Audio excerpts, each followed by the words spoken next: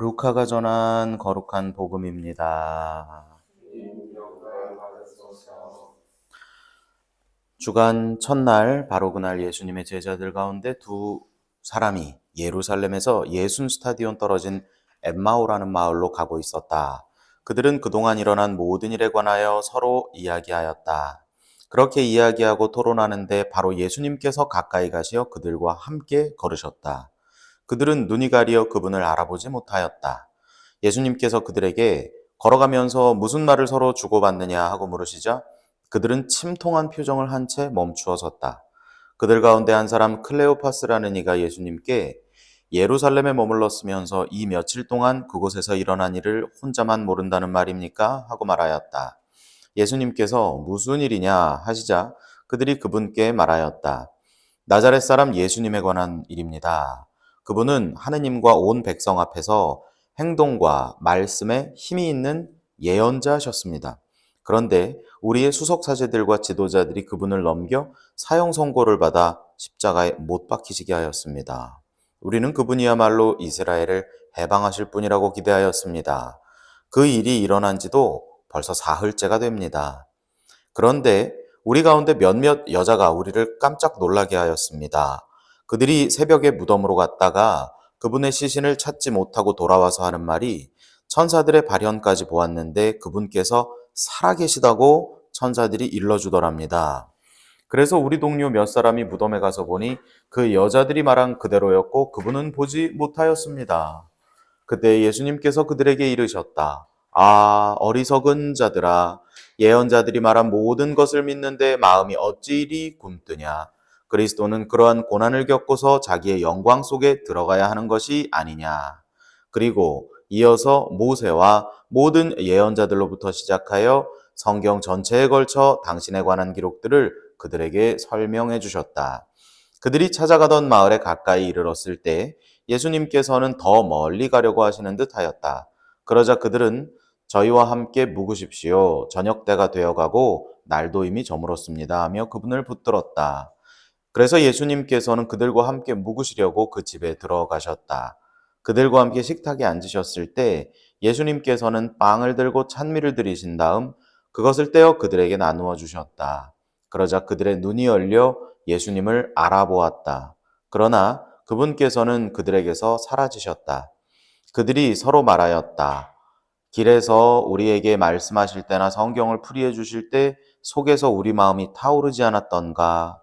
그들이 곧바로 일어나 예루살렘으로 돌아가 보니 11 제자와 동료들이 모여 정녕 주님께서 되살아나시어 시몬에게 나타나셨다 하고 말하고 있었다. 그들도 길에서 겪은 일과 빵을 떼실 때에 그분을 알아보게 된 일을 이야기해 주었다. 주님의 말씀입니다. 그리스도님이 참여합니다. 못 앉으십시오. 참 예수님, 오늘 우리는 여기가 아니구나. 오늘 우리는 루카복음 24장에 엠마오로 가는 두 제자 장면을 복음으로 들었는데요. 잘 아시는 내용이죠? 처음 들어보셨어요? 아시잖아요. 그렇잖아요. 지금 그래서 엠마오로 두 제자가 걸어가는데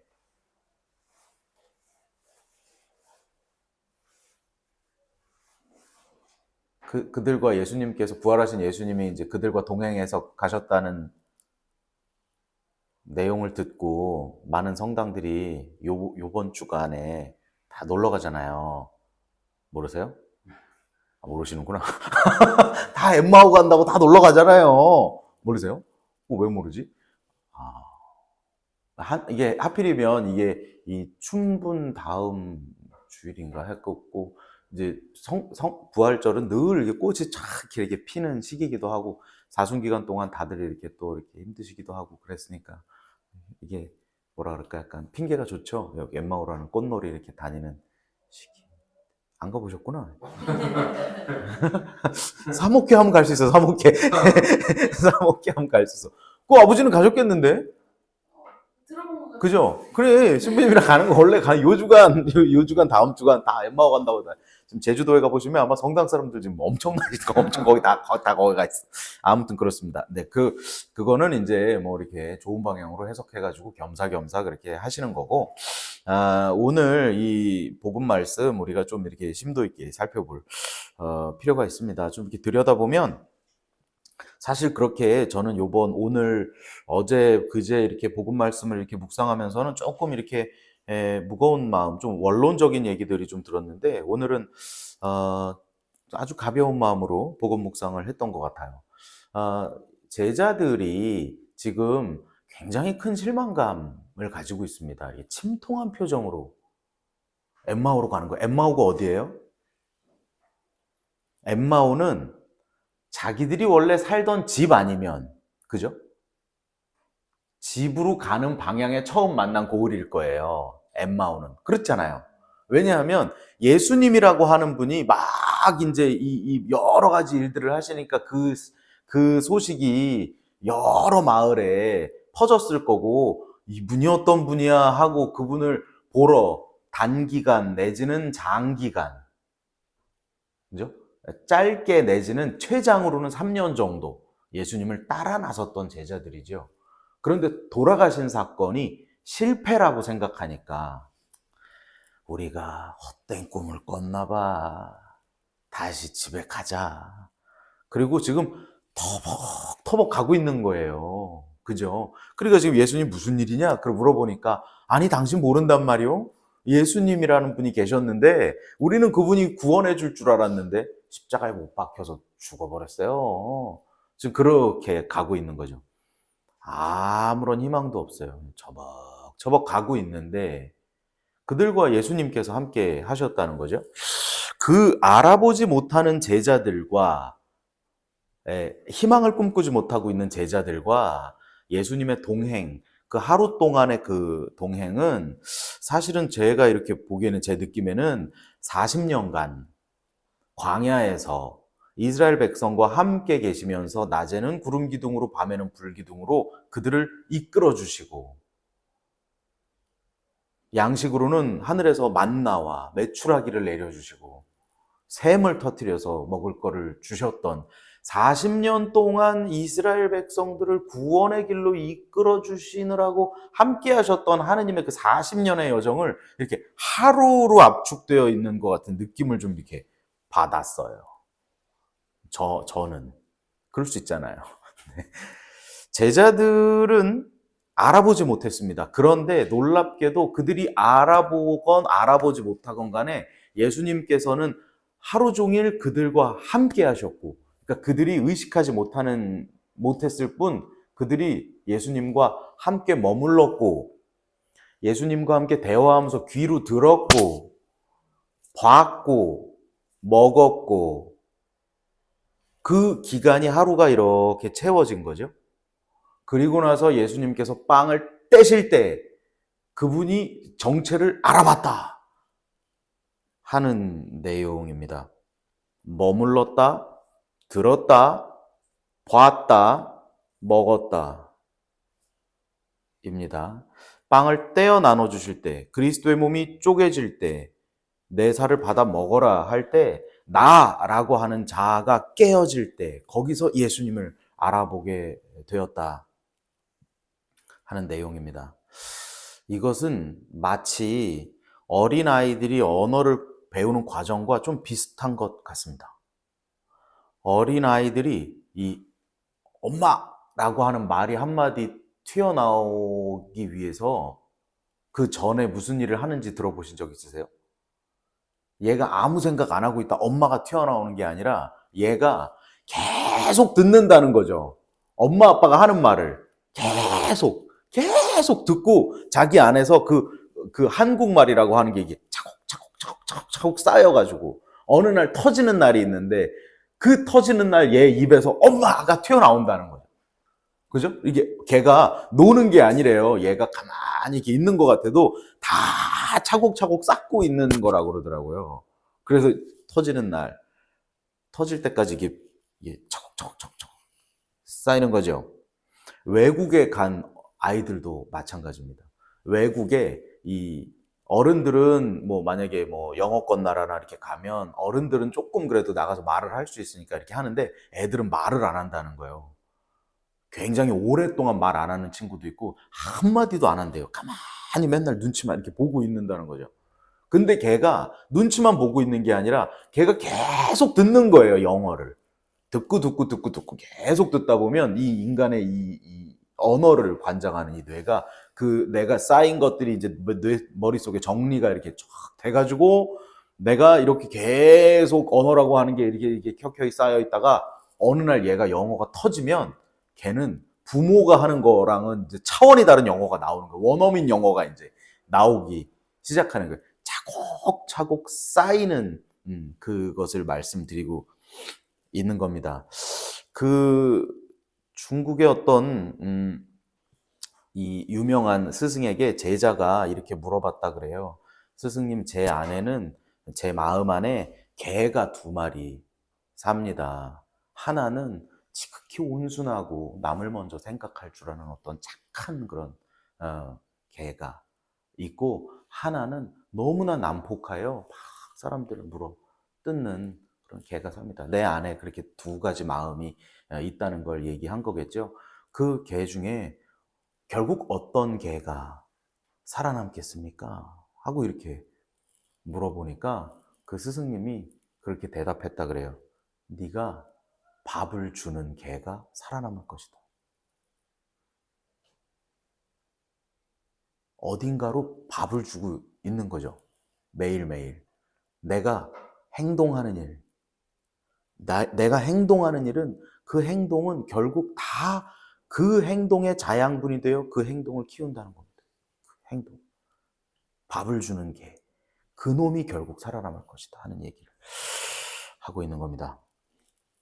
자, 그래서 저는 그 얘기를 듣고 결국 우리도 우리의 하루라고 하는 시간을 어떻게 채우는가에 따라서 우리의 삶이 결정되겠구나 하는 깨달음에 이르른 뒤 얼마 전에 제가 핸드폰을 보고 충격을 받은 사건이 있어서 여러분들도 한번 핸드폰을 켜고 해보셨으면 좋겠어요. 아니 제가 아이폰을 샀는데요. 이 아이폰은 되게 쓸데없는 정보를 저한테 자꾸 제공을 해주는데 가끔 일주일 동안 핸드폰을 본 시간 이게 떠요. 근데 생각보다 제가 너무 많이 보더라고요. 여러분도 한번 확인해 보세요. 자, 다 같이 핸드폰을 여시고 설정 누르세요. 설정. 설정을 눌러봐요. 자, 설정을 눌러서 안드로이드는 디지털 웰빙이라는 거를 찾으시고 아이폰은 스크린 타임이라는 걸 찾으세요. 설정을 가셔가지고 이렇게 위아래로 이렇게 하시면 우선 설정을 들어가셔야 돼요. 설정을 들어가요. 그 다음에 자, 몇 시간 봤어요? 뭐야, 왜 빵이야? 아, 그래요? 그럼 배터리 이용 뭐가 있던데?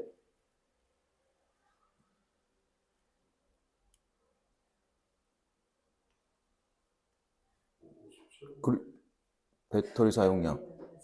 아니, 모르겠다. 네? 예? 아니요, 일주일에 평균 칠 거예요. 그럼 57분이요? 전 6시간 몇 분이던데. 나 1등. 예, 그러니까 이게 있잖아요. 제가 엄청 반성을 한 게 뭐냐면, 제가 사람들 만날 때마다, 저는 시간이 없어요. 너무 바빠요. 강론 준비도 해야 되고요. 성경 공부도 해야 되고요. 예비자 기도도 준비해야 되고요. 핑계였어요. 제가 하루에 6시간을 핸드폰을 보고 있더라고요. 6시간을 유튜브도 보고 게임도 하고 뭐도 하고 합쳐가지고 아니 얘가 저한테 알려주더라고요. 얘가 당신 지난 일주일 동안 평균 화면을 들여다본 시간은 몇 시간입니다. 그걸 알려주더라고요. 그러면 제가 만약에 8시간 자고 16시간 깨 있을 동안 밥 먹는 거 빼고 이동한 거 빼고 내 눈으로 무엇을 보면서 살았는지 내 귀로 무엇을 들으면서 살았는지 우리 생각해 볼 필요가 있습니다.